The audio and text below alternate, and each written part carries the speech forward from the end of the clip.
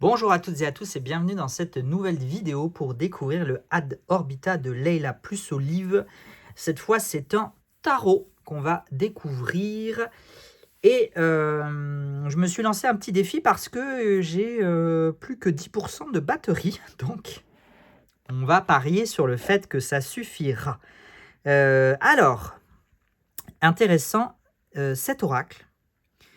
Alors, c'est très intéressant parce qu'il date de cet oracle. Ce tarot, par contre, date de 2020. C'est vrai que j'ai pas donné les dates des Pythia Botanica. Le volume 1 daté de 2016. Donc, on est quand même sur un travail de longue haleine. Hein. 2021 pour le niveau 2. 2023, puisque c'est le tout dernier sorti du Luxombra. Et j'ai pas attrapé les autres sous la main. Donc, je peux pas vous dire. Mais en tout cas, ici, on est sur un tarot de 2020. Qui est une collaboration entre Nicole, donc Nicole c'est celle qui est derrière Leila plus Olive, et Peter Henry Reed. Voilà, ça me paraît important de le souligner, et je ne vois pas en fait de Leila plus Olive, je vois un Old Rose Press. Voilà, donc voilà, peu importe. En même temps, peu importe, j'ai envie de dire, moi je me le suis procuré comme pour les autres jeux auprès de Nicole, Leila plus Olive, mais l'édition ne semble pas être de la distribution Leila plus Olive, mais l'édition en elle-même n'est pas estampillée Leila plus Olive. Voilà, petit détail, mais qui me semble encore une fois important de souligner, puisque ce sont des mentions légales, on va dire, et c'est important de rendre à César ou à Nicole ce qui est à César ou Nicole. Au niveau du livret, du coup, on voit que c'est pas le même type que les autres jeux qu'on a découverts cette semaine, puisqu'ici c'est un dépliant avec du coup quelques informations, quelques phrases pour chaque arcane majeur de ce côté-ci et pour les arcanes mineurs de ce côté-là. Donc on a quand même, alors du coup c'est écrit un peu plus petit, un peu plus ramassé, mais on a quand même des éléments pour chaque carte. Donc ça c'est bien, heureusement. Ça reste succinct, mais c'est plutôt bien. La boîte, elle, par contre, on est sur le même système, hein, donc un système en deux parties qui s'ouvre en cloche avec des petites encoches. Très jolie boîte, je la trouve. C'est toujours très joli, hein, ce que fait Leila plus Olive ou Nicole en l'occurrence. C'est toujours très beau, c'est très élégant, c'est simple mais élégant, je trouve. Voilà. Donc au niveau de la boîte, plutôt, j'aime beaucoup ce bleu. Voilà, je la trouve vraiment très jolie cette petite boîte. On retrouve d'ailleurs ce bleu au niveau du dos de deck. On a des tranches, alors ça c'est aussi une particularité des jeux de Leila et Olive. Elles sont colorées, toujours un petit peu en doré parfois qui tend un peu sur le cuivré, mais un doré mat. J'allais vous dire, j'avais l'impression qu'il était pailleté, mais pas vraiment. Non, il n'y a pas vraiment de paillettes. Mais je le trouve un peu flashy quand même. Hein. Je trouve que, mais ça se marie bien finalement. Voilà. Ça se marie finalement plutôt bien avec le dos de deck. J'ai eu peur que ça jure un peu, mais pas trop. Par contre, au niveau des illustrations, enfin je dis par contre, alors que non, pas forcément de par contre, mais c'est juste qu'on est quand même sur un style très différent, c'est-à-dire qu'on retrouve le fond un petit peu parcheminé vieilli, parcheminé un peu imbibé hein, on voit comme si, encore une fois, je prends toujours cet exemple, hein, désolé pour celles et ceux qui ont écouté toutes les vidéos, je me répète, mais en même temps, c'est comme ça, comme si on avait fait tomber une tasse de café ou une tasse de thé sur un vieux parchemin, sur un morceau de papier un peu jauni comme ça, par le temps.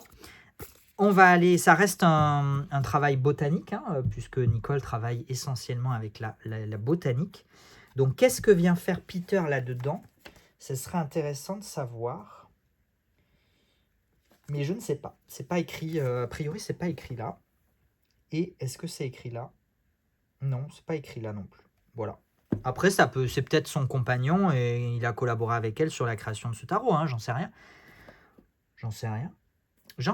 C'est pas très grave. Enfin, c'est pas très grave. Non, en soi, c'est pas très grave. C'était juste des mentions légales importantes à mentionner, mais ça va pas nous changer grand-chose sur la beauté, sur la qualité de ce tarot, qui n'est donc pas que botanique, qui est principalement botanique, mais pas que, puisqu'on a aussi des planètes, des... Qu'est-ce qui c'était écrit d'ailleurs? Je pourrais... Alors, eh ben, du sol ou des profondeurs, même presque, j'ai envie de dire, jusqu'aux étoiles. Voilà.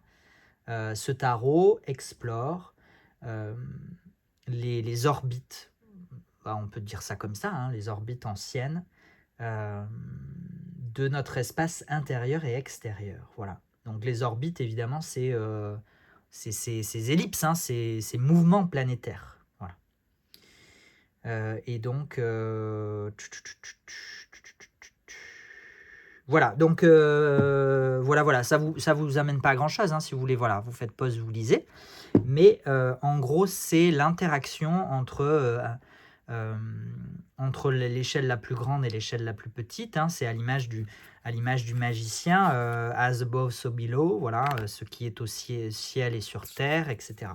Donc cette interaction entre les énergies de l'univers, les énergies de la Terre, et leurs influences du coup sur nous, petits êtres qui nous prenons souvent pour plus que nous ne sommes au regard de l'univers, l'ego humain, la recherche de puissance, d'argent, de domination sur le monde, c'est très présent. Ces énergies-là sont particulièrement présentes, elles ont toujours été, hein, remarque, mais l'actualité est un petit peu,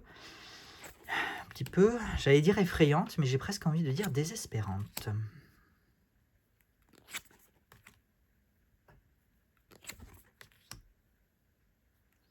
Et parfois, il serait bon de se rappeler la petitesse que nous sommes. Ça nous ferait peut-être du bien. Voilà, c'était mon petit message politico-spirituel du jour. Vous en faites ce que vous voulez.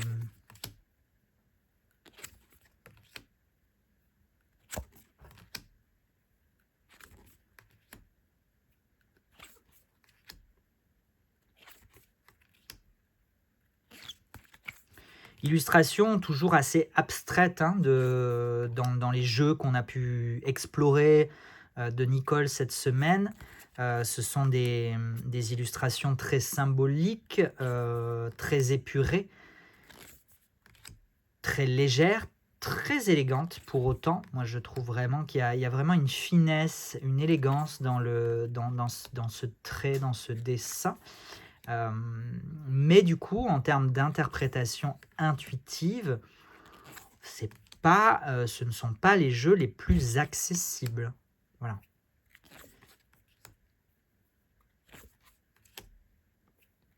Ça nécessite quand même d'aller plonger un petit peu dans le livret, dans les choix effectués par la créatrice, dans ses associations, de façon à en décoder la signification, même si là, en l'occurrence, ce n'est pas un oracle, c'est un tarot, et donc on peut quand même se retrouver quand on connaît le système.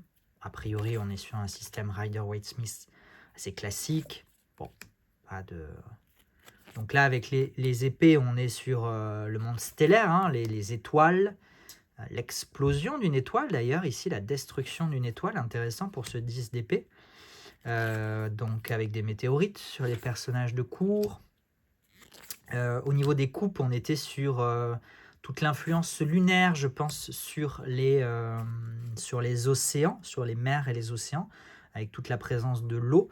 Les pentacles étaient reliés beaucoup à la terre, aux végétaux, un petit peu d'animaux, mais on voit même un petit végétal dans le corps de l'araignée. Et il nous reste les bâtons. On retrouve des végétaux, mais avec des symboles très solaires.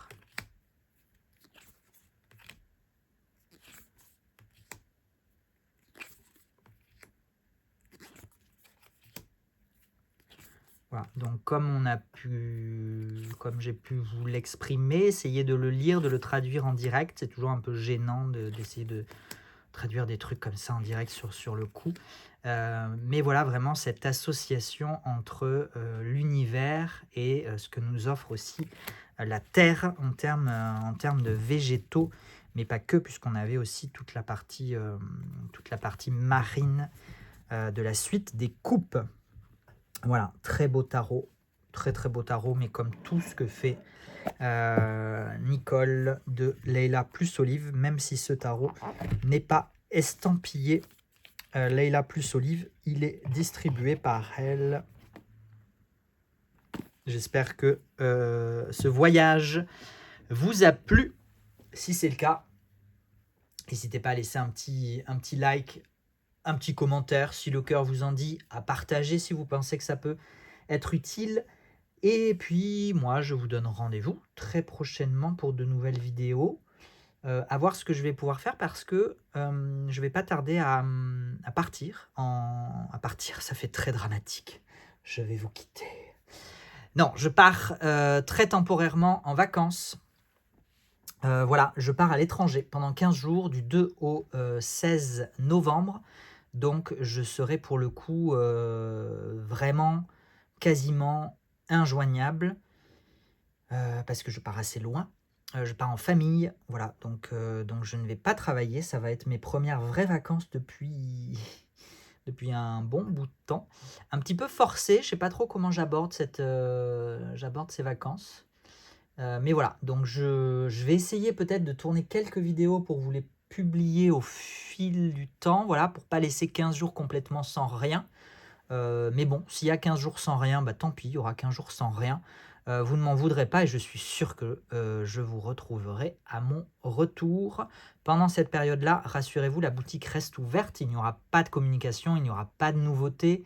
Mais Cindy sera bien aux manettes pour préparer vos commandes comme d'habitude. Voilà, j'en ai terminé. C'était mon premier petit message. Mais j'en reparlerai aussi, bien évidemment, de cette période de vacances où j'espère pouvoir me ressourcer un petit peu, ou en tout cas m'aérer l'esprit avant d'attaquer une période chargée des fêtes de fin d'année. Je vous donne rendez-vous très très très prochainement. En attendant, vous prenez soin de vous. À la prochaine. Ciao ciao.